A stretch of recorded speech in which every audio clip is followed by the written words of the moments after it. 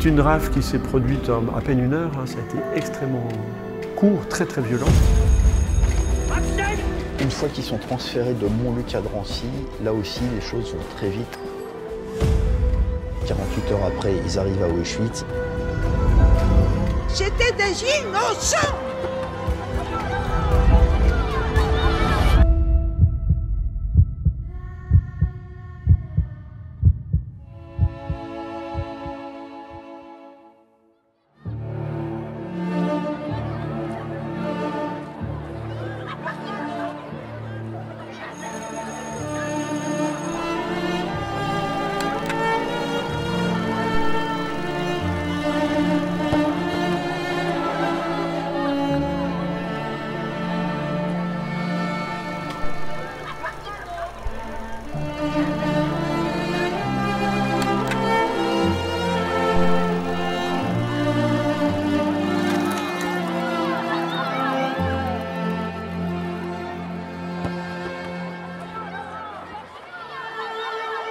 Chère maman, je suis bien arrivée à Isieux.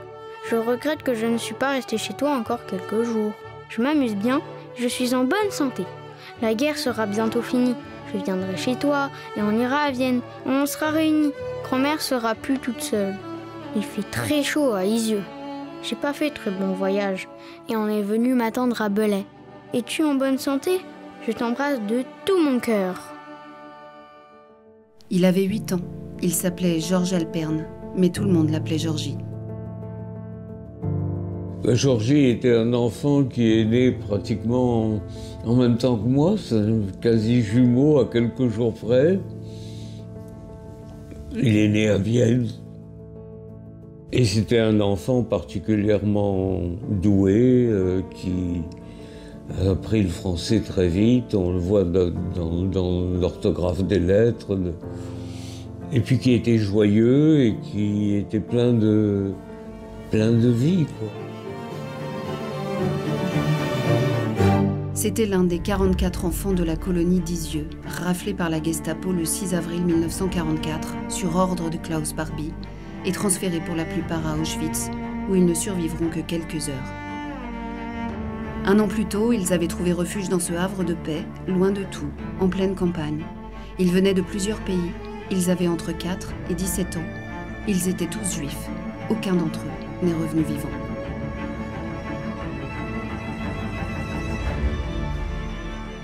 Avant d'être un lieu de commémoration de l'un des plus emblématiques crimes des nazis, la maison d'Isieux, c'est cette vaste bâtisse blanche située en plein cœur du Bugey entre Lyon et Chambéry. C'est là que Sabine et Miron Zlatin, elle polonaise, lui russe, tous deux nationalisés français en 1939, choisissent de mettre à l'abri ses enfants. Ils viennent des camps d'internement juifs mis en place par le gouvernement de Vichy dans la zone libre, mais en novembre 1942, les Allemands envahissent le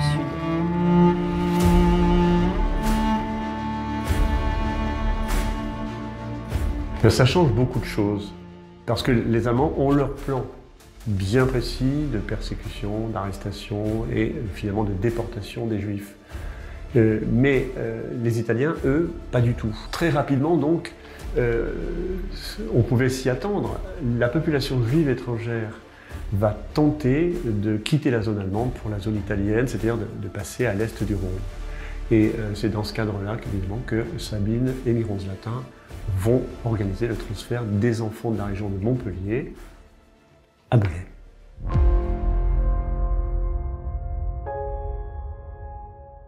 Avec l'instauration du statut des Juifs en octobre 1940, le gouvernement français participe activement à la mise au ban et la traque d'une population. En zone libre, des milliers de Juifs étrangers et français sont parqués dans plusieurs camps jusqu'en 1942.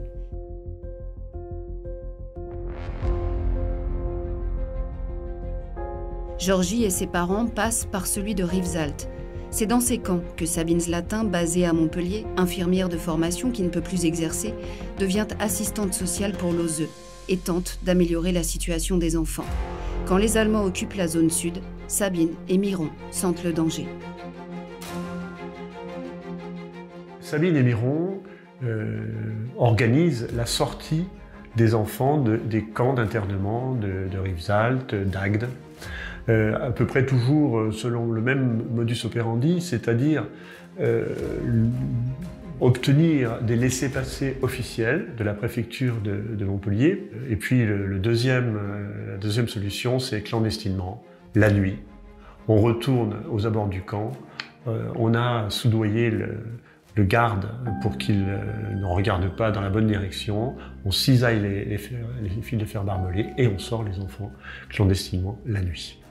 Sabine cherche une maison pour mettre les enfants à l'abri. On lui propose de les transférer vers la zone italienne. On lui donne le contact du sous-préfet de Belay, en qui elle peut avoir toute confiance. Il lui fait visiter 3 maisons.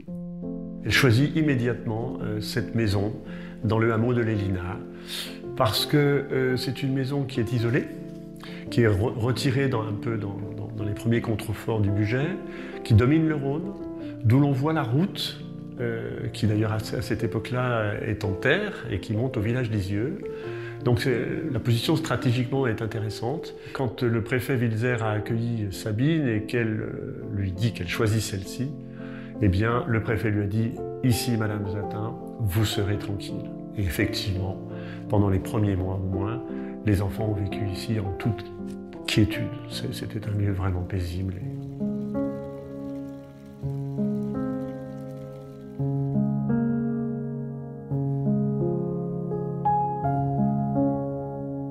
Tous les enfants qui ont survécu à la rafle, parce qu'ils étaient partis avant le 6 avril 1944, nous disent à peu près la même chose. On ne manquait de rien à Isieux. On vivait bien, rien à voir avec la vie frugale qu'ils avaient connue dans les camps d'internement avec leur famille. Ici, ils avaient de quoi manger, et même ils avaient ce luxe incroyable d'avoir des crayons de couleur, du papier, de l'encre pour dessiner, pour écrire. Et le petit Georgie va être placé à Isieux. Et c'est un vrai petit reporter. Il écrit en français à ses parents. Il apprend à écrire et à lire en français pour pouvoir communiquer avec ses parents. Et il écrit une lettre tous les 15 jours, soit à son père, soit à sa mère. Et ces lettres, on les a conservées. On voit la vie à la colonie grâce à Georgie.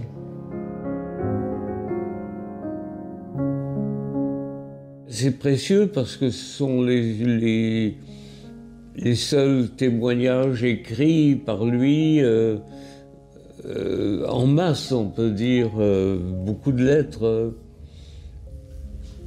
et beaucoup de renseignements.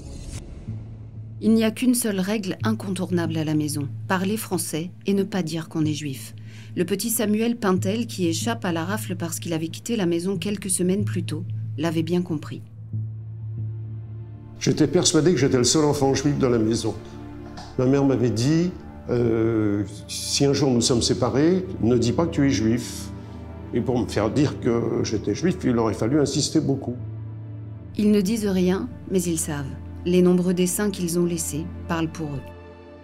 Parmi ces dessins, il y a des dessins très évocatifs.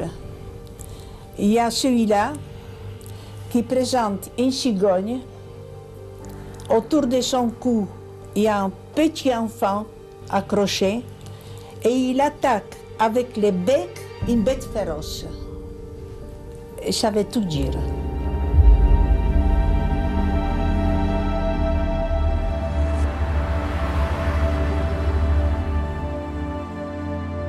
La bête rôde, en effet. En octobre 1943, quelques mois après que les enfants se sont installés à Isieux, les Italiens se retirent et les Allemands occupent toute la zone sud. Plus on approche de l'été 1944 et plus les services de police allemands, en particulier la Gestapo, qui est une des sections de la SIPO-SD, vont tenter d'arrêter un maximum de juifs. Depuis fin 1943, l'étau se resserre. Les Allemands ont récupéré la zone sud et mènent une vaste opération de répression dans la région. En février 1944, ils perquisitionnent les locaux de la 3e direction de l'UGIF à Chambéry, qui finance la colonie et dont le dossier tombe entre les mains de la Gestapo. Le sous-préfet de Belay, Wilzer, précieux soutien de Sabine, est muté. Consciente du danger, elle part donc en quête d'un nouveau point de chute plus au sud. C'est là qu'elle apprendra la nouvelle de la rafle. En fait, l'opération est relativement classique. Les Allemands ciblent un endroit où ils savent qu'il y a un certain nombre de juifs. Ils l'ont fait régulièrement. En ce qui concerne la maison d'Izieu, même si elle est reculée, elle n'est pas secrète et elle n'est pas clandestine.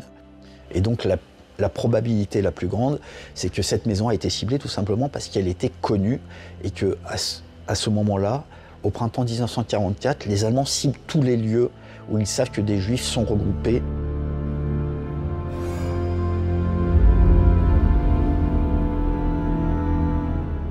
C'était le premier jour des vacances de Pâques et tous les enfants étaient extrêmement heureux de déjeuner, de petit déjeuner tous ensemble.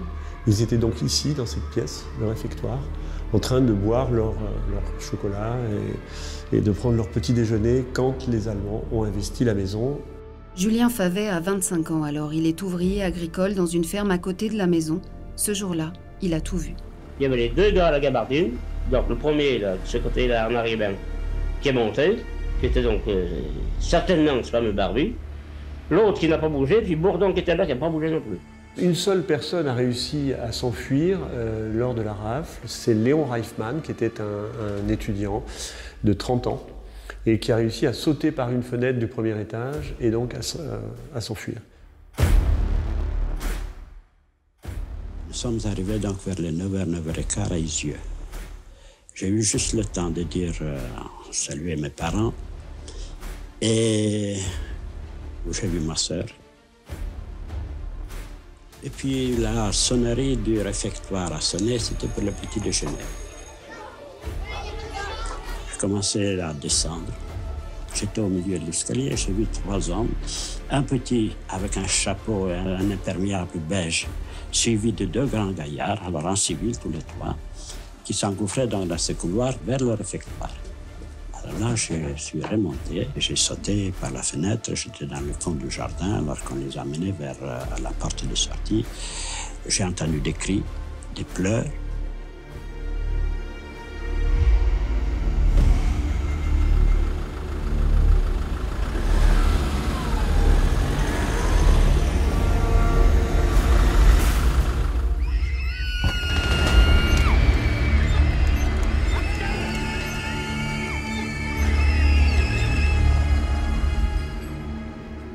La rafle dure à peu près 1 heure à peine.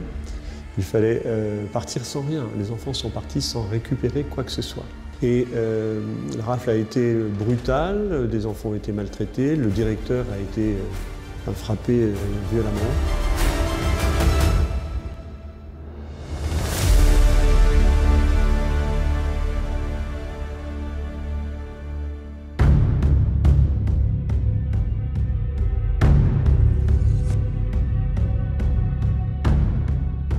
« 52 personnes sont embarquées au petit matin dans les camions de la Gestapo, parmi lesquels 45 enfants.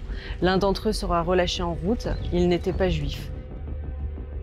Après un assaut violent, le camion se met en route. 1 kilomètre en contrebas, il doit faire une halte au hameau de la Bruyère pour faire le plein de bois. Un employé de la confiserie Bilbord reconnaît René Vucher. Il a 8 ans, il était venu passer Pâques à la maison d'Izieu.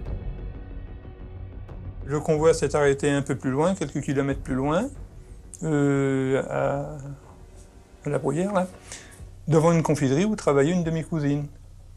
De là, les ouvrières étaient sorties, comme le camion était juste devant, les ouvrières sont sorties et tout, et m'ont vu dedans, elles ont appelé ma cousine. Et après, il y a eu conciliabule avec Allemand, et puis un ou 2 civils, je ne me rappelle plus combien. Et ils m'ont fait descendre. J'ai été donc rentré dans la confiserie, entouré par les ouvrières, quand je suis ressorti, et puis le camion. Ce sont des camions qui marchent au gazogène, comme je vous l'ai dit, donc c'est du 35-40 à l'heure. Hein. C'est vraiment très très long, il a fait plus de 5 heures pour retourner sur Lyon. Et ils sont internés à la prison Montluc. Ils y passent une nuit. Et le lendemain, ils sont transférés à Drancy, où ils ne seront enregistrés que le 8 au matin. Une fois qu'ils sont transférés de Montluc à Drancy, là aussi, les choses vont très vite. En fait, c'est la logique de la solution finale. Et l'immense majorité des victimes de la rafle d'Izieu vont être déportées vers Auschwitz. Quelques autres vont être déportées, notamment par le convoi 73, vers les pays baltes, où ils vont être exécutés. Mais Le sort de tous ces enfants-là est relativement simple. Ils quittent Drancy, 48 heures après, ils arrivent à Auschwitz et ils sont immédiatement assassinés, puisque quand on est un enfant, qu'on arrive à Auschwitz, on est immédiatement assassiné.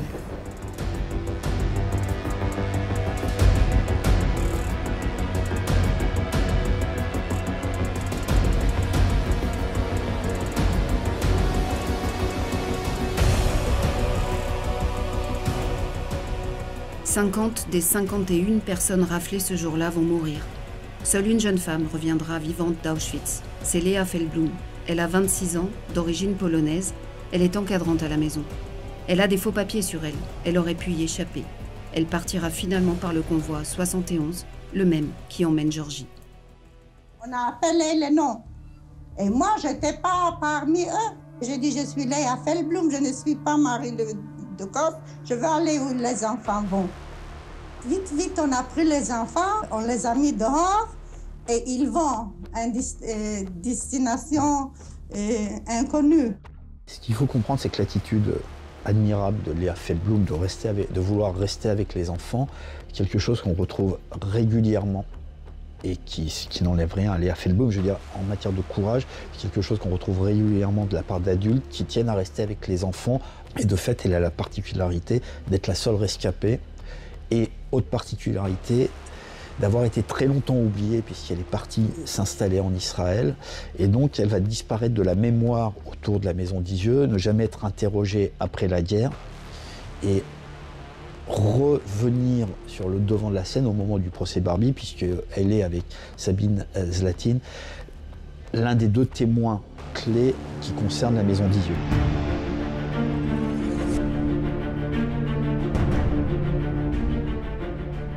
Dès le procès de Nuremberg, puis plusieurs années plus tard, bien sûr, lors de celui de Klaus Barbie, il sera question de sa responsabilité dans ce crime, prouvé par un telex signé de son nom. 3 copies authentifiées sont entre les mains de Serge Klarsfeld. Mais l'avocat veut retrouver l'original afin qu'il n'y ait plus aucun doute possible aux yeux du public lors du procès. Plusieurs années de recherche plus tard, il le retrouve enfin dans un carton parmi des centaines d'autres entreposés dans les caves du Centre de documentation juive contemporaine. Il y avait plusieurs documents, dont celui-là en excellent état. Et donc c'était début, je crois, 1984. Et donc je l'ai donné immédiatement. Je l'ai fait saisir par le juge d'instruction. C'était quand même la preuve la plus importante en ce qui concerne la culpabilité de Barbie, puisqu'il annonce la liquidation du centre d'Izieu. Serge Klarsfeld, comme Edgar Faure, alors procureur général adjoint français qui pour la première fois avait présenté ce telex lors du procès de Nuremberg, n'ont jamais douté de son authenticité. Il ne peut pas en être autrement. Comment voulez-vous que l'on fabrique postérieurement un telex qui a été transcrit par les procédures normales, qui porte des mentions d'expéditeur, de destinataire et de numérotation? On ne dirait pas fabriquer une pièce actuelle, je ne vois pas comment cela pourrait se faire. Preuve en main, et au terme de 10 années de traque, Serge et Beate Klarsfeld, aidés par 2 maires d'Izieu, finissent par retrouver Klaus Barbie en Bolivie et le ramener en France pour qu'il soit jugé. Son procès s'ouvre à Lyon le 11 mai 1987. Le procès de Klaus Barbie a joué un rôle fondamental puisqu'elle a vraiment inscrit publiquement et non plus localement l'histoire de la rafle d'Izieu. Parce que ce procès qui a été au cœur de l'actualité en 1987, il faut vraiment se rappeler l'importance et le retentissement qu'il a eu, non seulement à Lyon, où il y avait la queue littéralement pour assister aux audiences, mais aussi au niveau national, puisque c'était un procès ultra couvert par les médias, qu'il s'agisse de la presse ou de la télévision. Et ce procès-là, avec les audiences qui sont consacrées à la rafle d'Izieu, vont vraiment donner une nouvelle dimension à cette histoire-là. Le procès Barbie, ça va être aussi un grand moment permettant aux témoins directs, que ce soit les voisins de la colonie, que ce soit Sabine, qui n'était pas présente le jour, mais qui a quand même bien connu la vie à la colonie, que ce soit l'institutrice aussi, Gabrielle Perrier, qui avait été affectée à la colonie. C'est un moment où on va redécouvrir, là aussi, des choses de la vie quotidienne et de la connaissance des enfants qui vont être précieux. Et puis le témoignage de Sabine Zlatin est bouleversant, et on peut dire qu'elle a marqué de son empreinte elle aussi le procès Barbie. Les enfants, les 44 enfants, c'était quoi? C'était des résistants, c'était des maquisards. Qu'est-ce qu'ils étaient? C'était des innocents. Des 39 avocats des parties civiles, Serge Klarsfeld est le premier à plaider. Et sa plaidoirie reste dans l'histoire. Il a choisi d'invoquer les enfants d'Isieux. Un à un, 44 noms, prénoms, âge, et cette phrase n'est pas revenue. Je voulais confronter le jury, les magistrats, la défense de Barbie, aux enfants, tout simplement. Les faire revivre, tout simplement. Et que leur présence dans le tribunal serait la meilleure des accusations, voilà, tout simplement. Là, on a affaire, non pas avec Isieux, avec l'arrestation de familles, dont font partie des enfants, mais à une maison d'enfants où les Allemands savent qu'ils ne vont trouver que des enfants. Ce qui montre la nature même de ce qui est l'organisation d'un génocide, c'est de cibler spécifiquement des lieux où on trouve des enfants. C'est le fanatisme de la Gestapo, parce que 44 enfants ont été arrêtés à Isieux, 4000 ont été arrêtés et déportés lors de la rafle du Veldiv, et ils ont été arrêtés par la police française, qui se faisait l'instrument de la volonté génocidaire des Allemands sur ordre du gouvernement français. Ce qui est très frappant dans l'entreprise nazie, c'est que l'État lui-même, toute l'armature de l'État était affectée, orientée vers la poursuite d'une fin criminelle. Ce qui est intéressant dans le cas des nazis, c'est que par exemple les chemins de fer étaient tous organisés de façon à pouvoir amener le plus grand nombre de convois possible vers les camps d'extermination. C'était une politique suivie. On rendait compte de l'arrestation d'enfants comme s'il s'agissait d'un fait administratif ordinaire. Barbie et Brunner, l'envoyé d'Eichmann en France, ont été particulièrement fanatiques en ce qui concerne la question juive. Voilà. Donc il fallait mettre la même volonté que lui pour attraper les Juifs, pour l'attraper lui. Voilà. Je pourrais lui faire comme il a fait aux autres. Il fait des tortures comme il a fait à Jean Moulin ou à d'autres. Comme ces petits gosses qu'il a envoyés dans les chambres à gaz là-bas aux Juifs. Ils ont fait du mal à qui, ces gosses-là? Un gosse de 5 et 15, ça peut faire du mal à qui?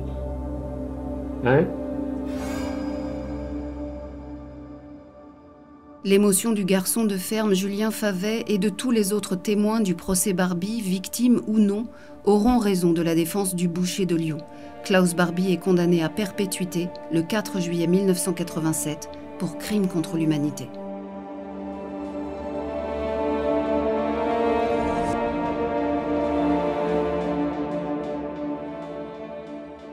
Pour plusieurs raisons, le crime d'Isieux est un symbole et reste un événement majeur de l'entreprise nazie.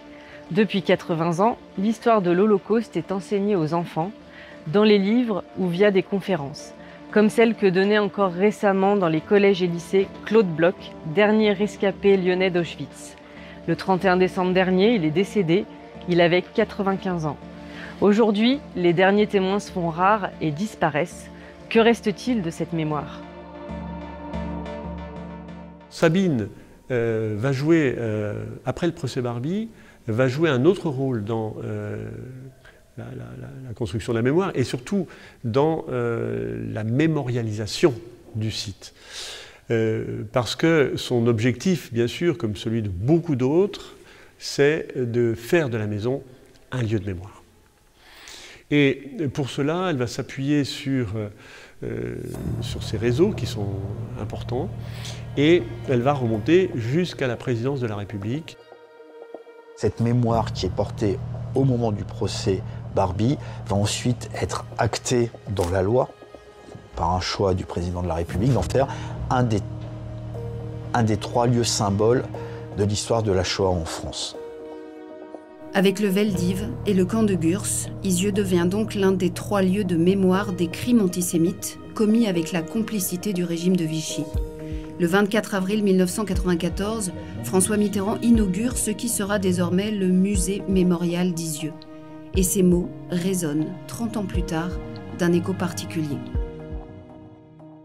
La justice rendue ou à rendre ne nous exempte pas du principal, c'est-à-dire de la lutte quotidienne contre les germes d'un mal qui guette nos sociétés. Des propos, des insultes, des inscriptions sacrilèges, des profanations de tombes, laissent à penser, selon l'expression fameuse, que la bête est encore vivante. On peut essayer de lutter contre l'antisémitisme, mais c'est une maladie qui se renouvelle sans arrêt. On brûlait des juifs à cause de la religion, on les tue à cause de la race. Maintenant, on veut les tuer à cause du fait que les juifs ont un État. Donc il y a toujours des raisons pour tuer, pour être hostile aux juifs. On est toujours dans les mêmes fondements qui font que les juifs sont responsables de ce qui ne va pas. Et le conflit Israël-Palestine n'est qu'un nouvel élément permettant de nourrir l'antisémitisme. Parce qu'il faut poser la question clairement, en quoi les Juifs de France sont responsables de ce que fait un État étranger avec lequel ils n'ont pas de rapport, sinon très lointain, par des liaisons familiales éventuellement. Aucune. On ne peut pas faire grand-chose parce que ces pulsions, c'est comme des grandes vagues. On fait le possible. Quand on regarde la télévision, chaque soir, il y a des films sur la Shoah, sur la guerre mondiale, etc. Mais ça effleure plutôt la sensibilité des gens que ça ne les marque véritablement. Et quand on regarde avec un regard historique l'histoire, on se rend compte que dès que les nouvelles générations qui n'ont rien connu, qui n'ont pas connu les souffrances de la guerre, émergent, eh bien, à ce moment-là, les pulsions instinctives, belliqueuses, etc., renaissent. Et c'est ce que nous voyons dans le monde actuel, qui est un monde de tension et de violence qui revient. Est-ce que l'éloignement dans le temps efface l'importance? Et là, moi, je ne le pense pas. La Shoah va être transmise autrement, à mesure que les témoins disparaissent, à mesure qu'on s'éloigne. Elle va être expliquée, enseignée de mieux en mieux. Et évidemment, l'intérêt sera différent. Mais un intérêt différent ne veut pas dire plus d'intérêt du tout.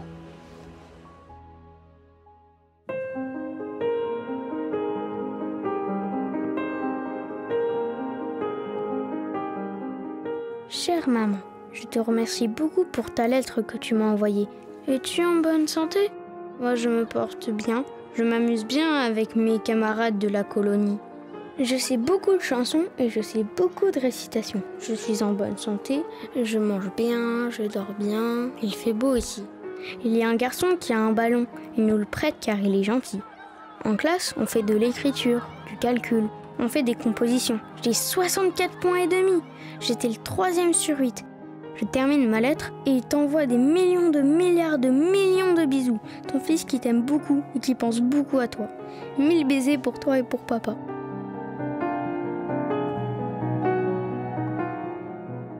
Ses parents sont les seuls parents qui avaient survécu, tous les deux, de la tragédie sur les 44 enfants. Et les malheureux croyaient encore, espéraient encore que leur enfant avait été peut-être sauvé. C'était une perte irréparable, quoi. Puisque c'était l'enfant unique, quoi.